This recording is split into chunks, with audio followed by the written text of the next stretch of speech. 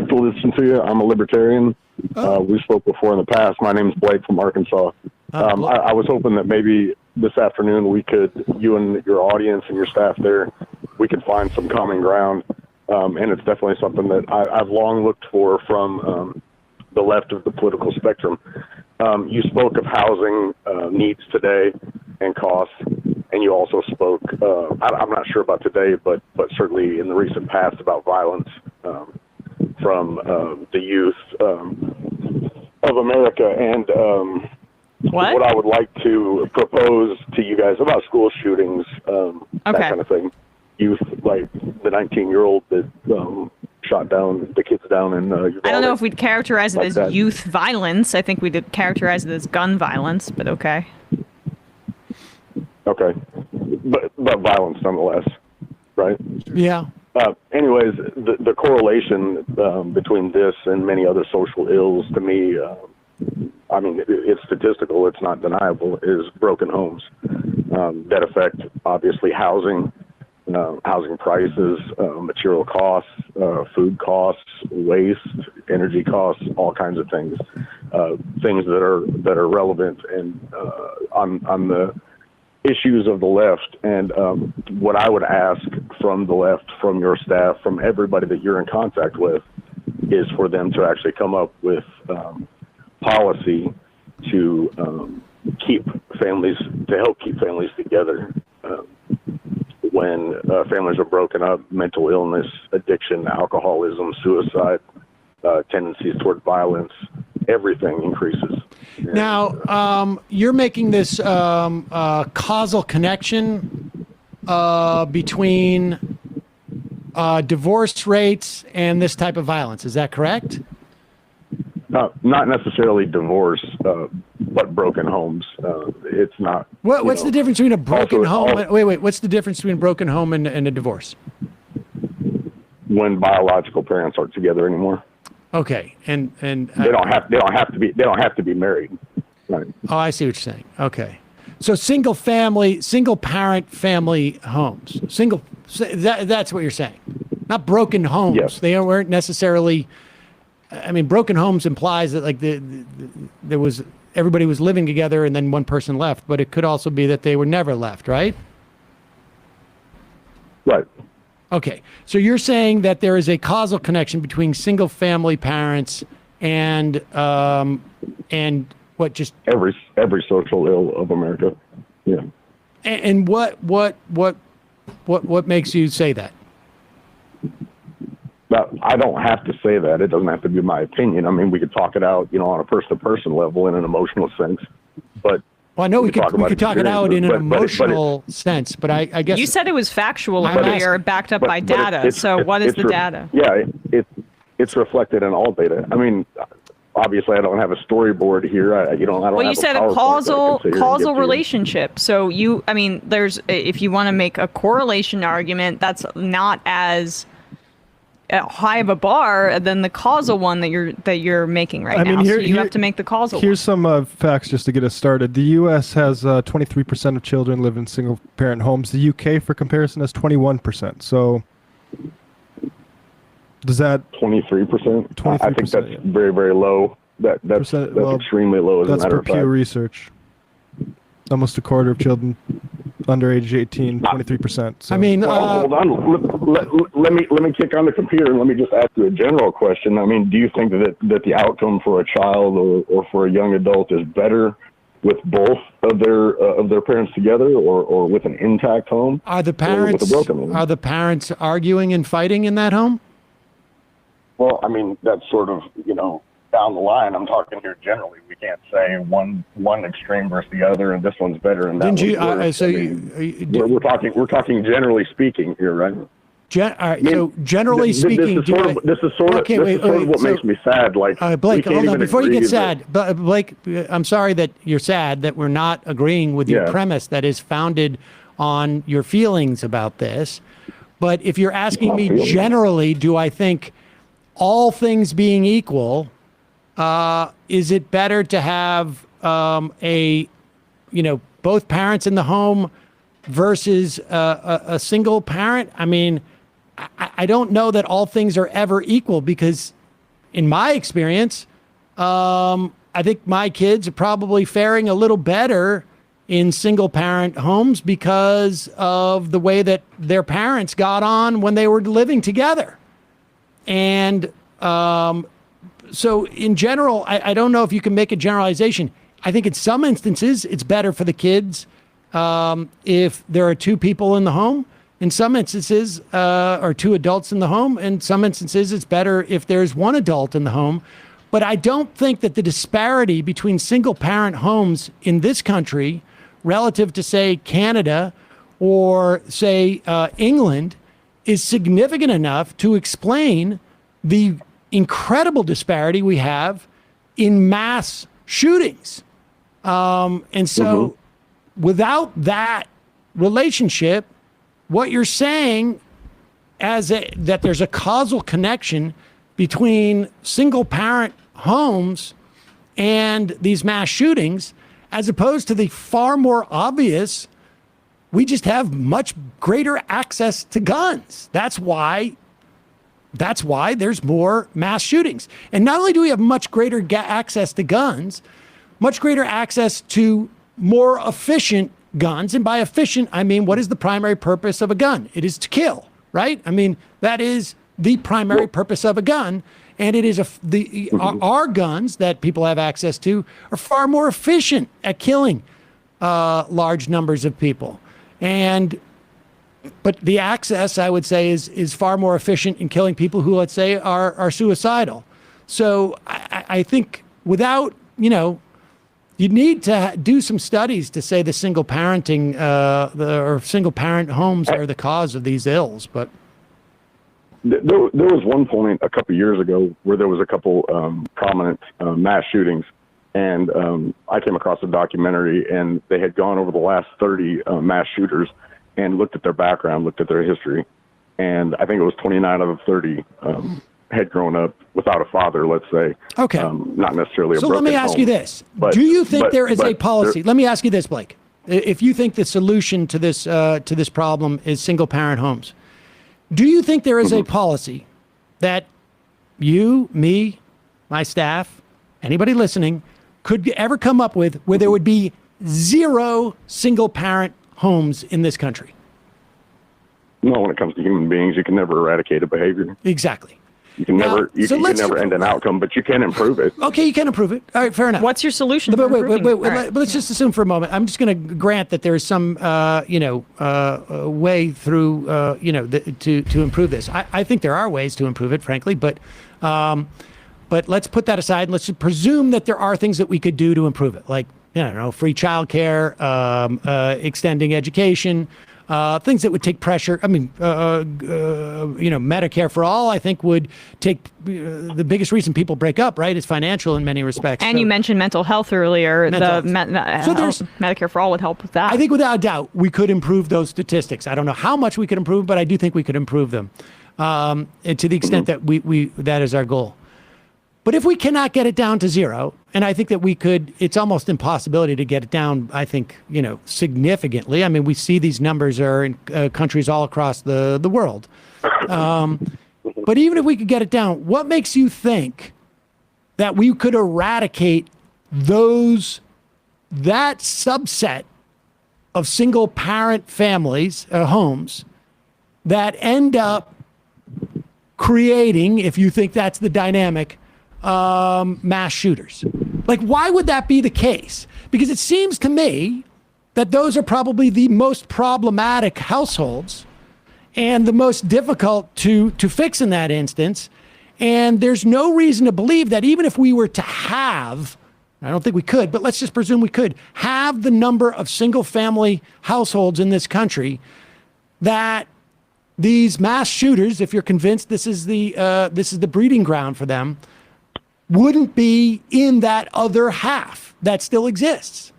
And so that is not a solution. Even if we were to have the number, even if we were to 2/3 the number of single family parent homes, it isn't necessarily a fix for this problem. But there is an obvious fix for this problem. And we both know what it is.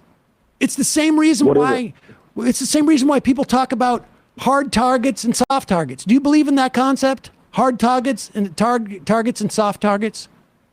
No, I don't. You don't believe that you don't agree with the right wingers who are saying we need to harden some of these targets? No, I don't. Okay, I don't either. But the theory behind it is we need to make it less easy for killers to kill. And there is one thing that we can do to make it less easy for killers to kill. What is it?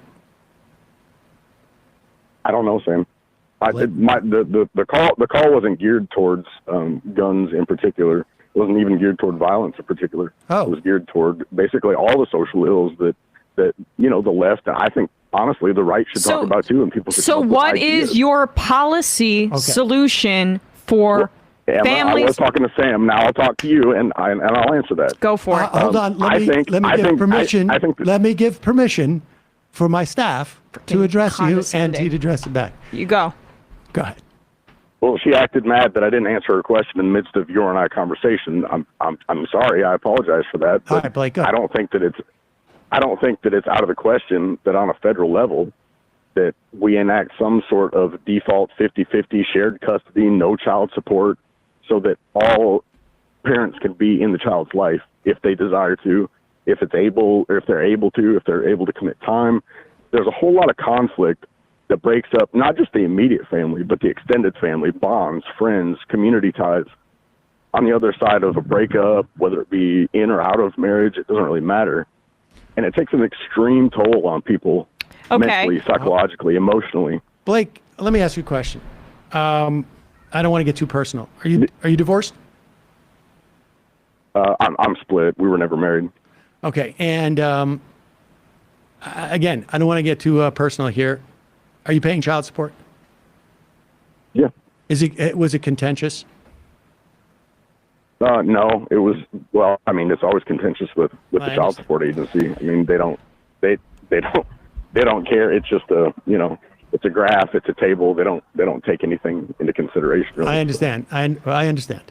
So Blake, so your suggestion is the way to, it wouldn't minimize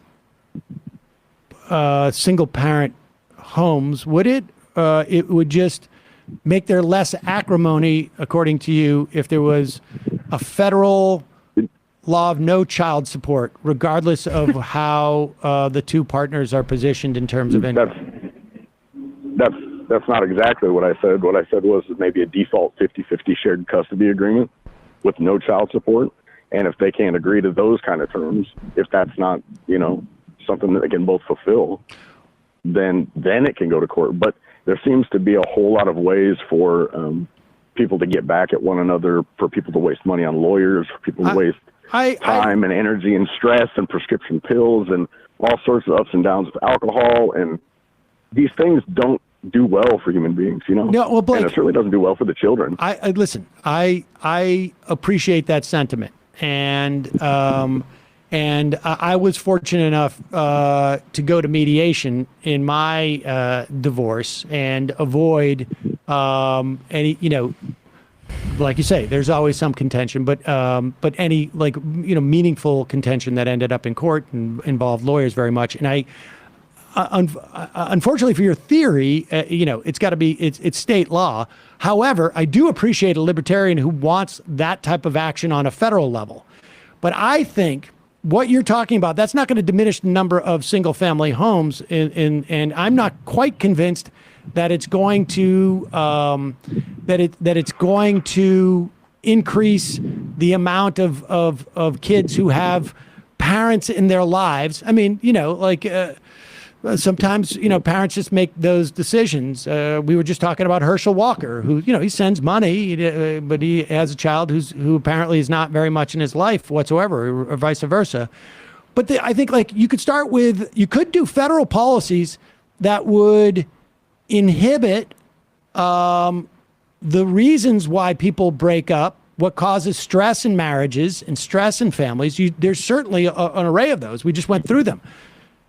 Providing free childcare, providing extended education, providing, and obviously none of this is free. It is all generated by tax revenue, health insurance. I mean, these are what creates a lot of friction within households.